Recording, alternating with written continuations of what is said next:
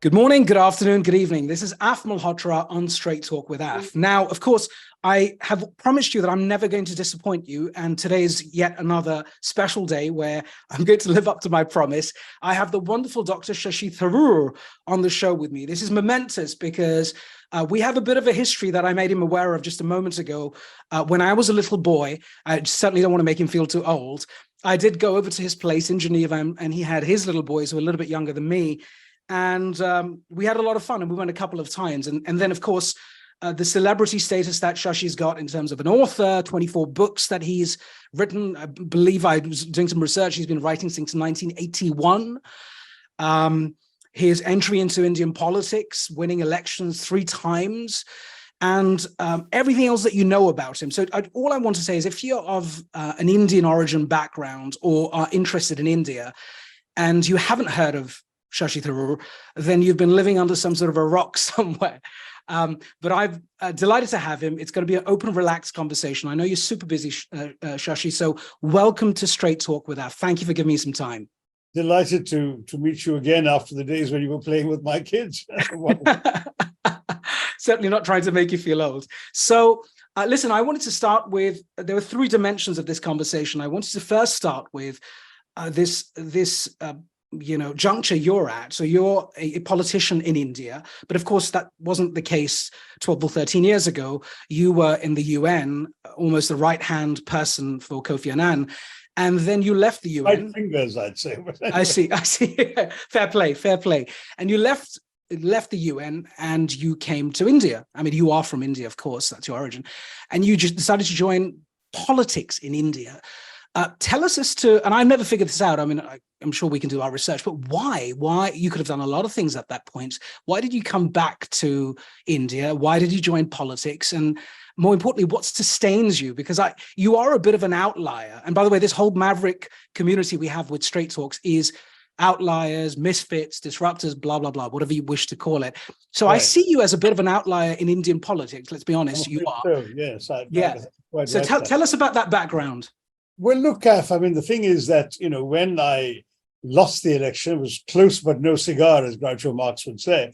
I decided to leave. And the Secretary General, Ban Ki-moon, who had just been elected, was very gracious and invited me to remain. But I felt that it would be inappropriate to do so, having challenged him for the top post. Anything I did or didn't do would inevitably end up being compared and raised and become an issue. So I thought the wiser thing to do was to step aside. And so I left in 2007. I was not quite 51, and it was an odd time to be looking for a new career. I was sort of headhunted by a firm based in Dubai that wanted to explore the possibilities of investment in India, and they wondered if I could do that for them. I was handsomely remunerated. I also was making speeches in those days at $50,000 a pop, so I was comfortable. Nice. I could have continued doing that indefinitely, except for the fact that it just didn't actually move me enough. I mean, I'd never been somebody who was motivated by money or the bottom line. I from childhood, when I interrogated myself for the first time on the question of why on earth we exist on this planet only to be born and eventually to die. And the only answer I could find that made any sense was we exist to make a difference for having been here. And you make a difference how? By affecting the lives of others. And I've been privileged to be able to do that in the UN for 29 years and doing a job that essentially meant evaluating one's time and one's worth by the money rolling into the bank account. Just didn't, tick any boxes for me. It didn't move me at all. Yeah. I was, of course, traveling to India frequently, once a month, in fact, and I was often using the opportunity to touch base with the political leaders in India whom I had known in my UN days. And as the senior Indian at the UN, I was automatically introduced to all of our prime ministers and foreign ministers over the years. And I, out of courtesy, kept in touch with them. And I developed a very warm rapport and dialogue with Sonia Gandhi. And to my great surprise, because I don't come from a political background, I was asked if I'd be interested in entering politics. And let me tell you, I've always been very, very excited by the idea of democratic politics. It's still the best way to bring about change in a democracy, to actually help shape the future for your country. And the opportunity to do that, I thought, would never exist because people of my sort of middle-class professional background went into the civil services or the foreign, the diplomatic service. They wouldn't go into politics. But here, perhaps because of the name recognition that I had achieved, both through my books as well as my later prominence in the UN and indeed my race for Secretary General, which was front page news in India for a while, all of that made me a potential candidate. And I thought I'd be foolish to throw the opportunity away. And I said, yes. I didn't know what I was getting into, because I had actually left India at 19 when the voting age was 21. So I'd never even voted in an election in my life, let alone seen one from the inside. And here I was going to plunge myself into democratic politics without even having witnessed an election, let alone participated in one. But I was foolhardy enough to say yes. And I must admit it was the toughest 3 weeks of my life between unexpected announcement of my candidacy and the actual voting, because India has these staggered voting dates because the size of our electorate is so vast. Voting takes place over 7 phases, which are about 6 weeks apart. And my state, Kerala, happened to go to the polls in the first week. Thank God, because I would have died if I had to do 6 weeks of what I did for 3. But in the end, my message worked. I got elected, and I'm pleased to say I've come back for 2 more successive terms, for 3 terms in the lower house, which is the toughest house to get into. I represent 2 million people, which is slightly more than anyone in the House of Commons. And I do have an opportunity every day to deal with all sorts of issues, whether of a broader development challenge for my constituency, some of the national issues that come up in Parliament for debate, as well as some of the very specific individual problems which Indian MPs are still expected to attend to and resolve. Issues which I think in most Western democracies would be considered unethical for an elected representative to do, are the sort of core professional obligation for an Indian MP. There's been a culture of expecting the MP to do personal favors for constituents. And when you have a constituent pool of 2 million people, you are constantly swamped. So there's been a lot to do. I've been doing it for 15 years. I have to say that it's had its challenges and frustrations as well as its rewards and satisfactions. And looking back on it now, I wouldn't in any way say it's been an unmixed experience. There have been ups and downs, and in some ways more downs than ups. But I'm still standing, and I have to say that it's shaped my life for the last 15 years. What sustains you? Because, if you think about your background, and of course, I've done a little bit of homework, apart from some history we had when I was much younger. How do you motivate yourself to keep doing this? Because I recall you saying for 29 years you didn't have any controversy, and then you started this gig. And of course, you've had some interesting times, let's put it this way. And so what keeps you going? I know you say you've got to have a thick skin and politicians need to have a thick skin and so on. Right. There's got to be something. What is that? What is that mojo? How do you just keep going and staying in the gig? Well, I think it's first of all, I'm not a quitter, never have been. If I've taken on something, I'm determined to see it through.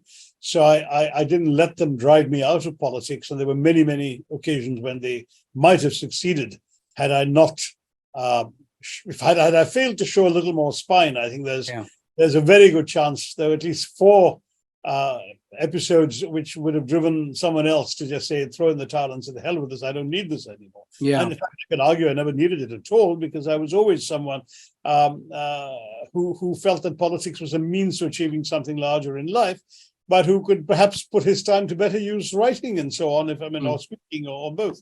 But I stuck to it first because I'm not a quitter. Second, because I didn't want to give those who were unfairly attacking me and demonizing me the satisfaction of victory. There's a line of my old boss, Kofi Annan's, which he says his father taught him, that I didn't understand when he first told me, which was, if the sharks bite you, do not bleed. I said, come on, Kofi, if the sharks bite you, I cannot bleed. He said, my boy, you're going to try and remember that, and you'll understand what it means when the time comes. And he was right, because when the sharks are biting you, they want to see your blood in the water. And if you can deny them that joy, you've actually won a moral victory over them. And that's been actually a very important sustaining factor. Don't let them win with their unfair attacks upon you. Finally, of course, I've been sustained by a clear conscience and a sense of conviction that I'm here to fight the good fight and it's worth fighting. So I've been able to take a lot of the rough with the smooth simply because, and there's been a lot more rough than smooth, but simply because I've had that faith in myself. But it doesn't mean that I'm going to do this for the rest of my life, Af. I mean, I know most Indian politicians have to be carried out from the political arena. I hope that I will have, at some point, the good sense to say, not to throw in the towel in resignation or in despair, but simply to say, look, I've done my very best. It's time for someone else to have a go. I'm going to dandy my grandchildren on my knee and watch some cricket and some books and just enjoy life a bit for the declining years. And I think that's something which everyone is entitled to. And politicians have denied themselves that satisfaction. I don't intend to. Indeed, indeed. That's beautiful. And I know we're short of time, but I do need to make sure we switch gears now, because this bit is very important to me personally too. So I've been working on this show for the last 3 years, and I do a lot of work around diversity, equity, and inclusion. And I do travel to India often. I take, hordes of people who are international folks from the UK, from Europe, and other parts of the world to India. India is a melting pot of everything, dichotomies, contradictions, oxymorons, you name it. It's the most fascinating place ever. And this book that you've just released, well, not just, but a few months back on Dr. Ambedkar, and I haven't read the book, but I read some summaries. I mean, it's pretty horrific because, sorry, please go ahead. You were saying. The Indian edition's right behind me within your frame. I don't know if the entire frame comes through, but it's right behind me. I see it. The UK edition looks a bit different. But it's there, and I'm very pleased that it will find an audience in the UK as well. Yeah, for sure. I mean, for sure. And now I need to put it on my reading list, of course. Now, a few bits on this book, and it's an abstract linkage to DEI, or diversity, equity, inclusion. This chap, of course, you talk about the horrific incidents of prejudice and discrimination of the Dalit community, and this particular individual who was, surpassing the norm. He was an outlier. He was a maverick. He was a disruptor in his own regard and in his time. One of the questions I always get is related to how diversity, inclusion, equity is practiced in the West versus the East, or let's say India at this point. And of course, you have this holistic perspective because you've written so many books in this area. Tell us what you would say to our community. We have about 30,000 academics and executives and entrepreneurs and so on, who many are of Indian background, but most are from international backgrounds. What is the primary difference between DEI in the West and in India, and why, according to you? Well, I think, and I should preface this by saying I'm really not competent to comment on how things are in the West because I haven't lived there for the last 15 years. But sure. But if I were to generalize from my prior experience, it would be that you folks are much more open, direct, and in your face about it. You talk about it. You confront all the issues, whereas India's traditional way of resolving some of these issues has been to just let things be quietly under the carpet. So, for example, I remember when I was a kid, for example, and homosexuality was illegal in Britain, we had British homosexuals coming to India as school teachers, as theatre people, the famous Barry John, Marcus Munch. There were a few others like this, who made quite a reputation for themselves as very creative people. It was widely known to everyone in Indian society that they were gay, but even though homosexuality was illegal in India too, everyone just sort of brushed it under the carpet, never talked about it, no one ever went after them. Whereas if you were openly practicing homosexual in England in those days, you could be arrested.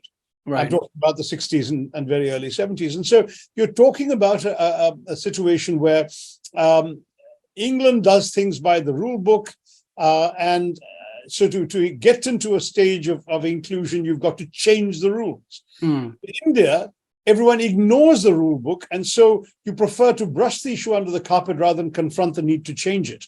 So, for example, we have still got in our books, we still had till a few years ago, a section of the Indian Penal Code criminalizing homosexuality, which dates back to the British era. Yeah. And the British called it, unnatural acts between people of the same gender and so on. And they, acts against the order of nature was what the British called it. Now, when I tried to get that amended in Parliament, I was consistently voted down by the BJP majority, which is sort of the cultural right in India. And I said to the activists who'd come to me seeking my help that they were better off going ahead and trying the judicial route, because if the courts decided to read down this act, the politicians who didn't have the courage or whatever else you can call it to vote for diversity and inclusion and legalization would be quiet. They wouldn't try and challenge the court. And my advice was right. They went to the courts. They got it decriminalized in the judiciary, in the Supreme Court. And there wasn't a whimper from the very people who stood up shouting against me when I tried to do that through the legislative route. And it taught me the lesson. There are some things about India which don't come easily in the West. You know, we have laws, but we don't enforce them. We are permissive in many ways of unusual behaviors in society, provided we don't talk about them. So we had everything. We had transgenders, the Hijra community, the eunuchs. We had women living with women, men living with men, all sorts of things, and no one pretended to notice it or do anything. But the moment there was a demand to recognize it formally, to decriminalize it, to put it on the statute books, or to change the rules, as it were, pushback. And that was the peculiar thing about India, which is so different from the West. Now, finally, through the judicial route, the rules are being changed. And even as we speak, there's a case pending before the Supreme Court that is an argument for same-sex marriage, or rather gender-neutral marriage. And it's fascinating that the Supreme Court has heard this and is judging by the comments made by the judges during the hearings, appears very sympathetic to those who are advocating this change. So we are seeing the judiciary as a means of pushing open changes that never in the foreseeable future would a political majority have been able to vote. There's one more angle I wanted to throw at you, which is often we talk about collectivism versus individualism. So the East being more about family, about the family structure, and focused on the community, as opposed to the West, which is more so about the person. And there is a definite sort of flavor there. And so there are pros and cons to both. But when I think about your book, Inglorious Empire, and various other, essays that you've written and so on and so forth, there's something about legacy and almost a sense of guilt, perhaps, because if you think about DEI today in the West, oh my God, it's like budgets are jumping from like 10 billion to 30 billion by 2030, huge growth. Everyone's talking about, every CEO, it's their number one priority. Every board is focused on changing the game and addressing unconscious bias and so on. We don't see that level of activity in Indian companies, the Sensex listed companies. Is it because it's sort of understood, or is it because it's way behind the curve and there's a lot of work to be done, including the public sector, of course? Well, look, I'll be very honest with you and say that when we talk about inclusion in the West, we talk about all kinds of inclusion. My answer confined itself specifically to the LGBTQ issue. But if you look at caste, for example, that's where the same attitude works against India, because what happens is that India has outlawed untouchability, for example, but there are surveys that demonstrate that a good quarter of the population still practice untouchability. There have been episodes, even as recently as this year, of people from the former untouchable community, the Dalit community, being assaulted, being raped, being mistreated, being lynched for no other reason than their caste, or they're presuming to do something that their caste was, quote unquote, not supposed to do, such as having a love affair with somebody of a quote unquote higher caste, that sort of stuff. So if you look at all that, the fact that the rule book says one thing and society allows something else may have been in the interests of some, shall we say, whose behavior didn't conform to society's publicized norms, but it's worked against the interests of those who have been fighting for their own place of honor in this society. And the Dalits are the prime example of it. To some degree, but in a very different way, the Aboriginals, the Adivasi people, have also had their challenges. But the Dalits are the biggest victims because though there is affirmative action enshrined in the Constitution by Dr. Ambedkar, who was the foremost constitutionalist of Dalit provenance in our history, and he wrote in the world's oldest and farthest reaching affirmative action program, which guarantees not just equality of opportunity, but of outcomes. So there are seats reserved for Dalits in parliament. There are seats reserved in government offices, in educational institutions, in medical colleges, all of that stuff. But the truth is that beyond those reservations, how people behave in society is much slower to change. Now, urban areas, change comes faster because you can't discriminate against people when A, they're your boss at the office, or B, when you don't know whose shoulders you're rubbing against in the bus. But in rural areas where everyone knows who everyone is and who his grandfather was and what profession he practices, there are still parts of India, particularly, I would say, in northern India, where discrimination and millennial-old practices are still continuing. And we can shout diversity and inclusion till we're blue in the face at the elite levels in the cities, but how easily are we going to change that behavior in the villages? How easy are we going to get the law enforcement authorities to take the side of the law and not of the society in which they've arisen? So you've got policemen in sort of parts of rural Madhya Pradesh not registering FIRs where Dalits are alleging assault and so on. You've got all sorts of problems. It's an ongoing battle, Af. We are by no means in any way a perfect society. And when we talk about diversity and inclusion, there are various kinds of exclusion that our society has practiced over the years, and it's time we overcame all of them with a greater or lesser degree of formalism, whatever is possible. Yeah.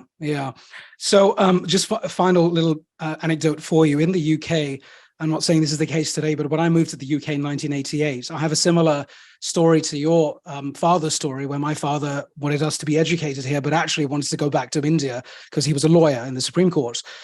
When I came here from Delhi, and that's where we lived, I walked into Wembley, which is the area I used to live in. And people said, what, Indians of Gujarati background and so on, they said, what gaon are you from? What gaon are you from? What village are you from? I said, I'm from Delhi. They're like, Delhi? That's not a village. And then I realized the casteism in society, when one person from a certain gaon, another person from a certain gaon, they used to practice that, and they were born and bred in the UK. Of Indians born and bred in the UK, and it's not changed to the degree that you feel that it should have changed to, and there's again contradictions here with the Indian community. My final point, and because I do know you have to run off, but this is a very important point. Look, you are without question, like the Modi government says, that they've done a fantastic job of PR, and there is a new India and a new generation of Indians, and many fantastic things like the startup economy and unicorns and so on and so forth. That's an area that I play in. You are also a role model, Shashi, because you've given the Indian politician a very different look and feel. Admittedly, you wear Indian clothes and you wear your, Nehru jacket and your kurtas and so on and so forth.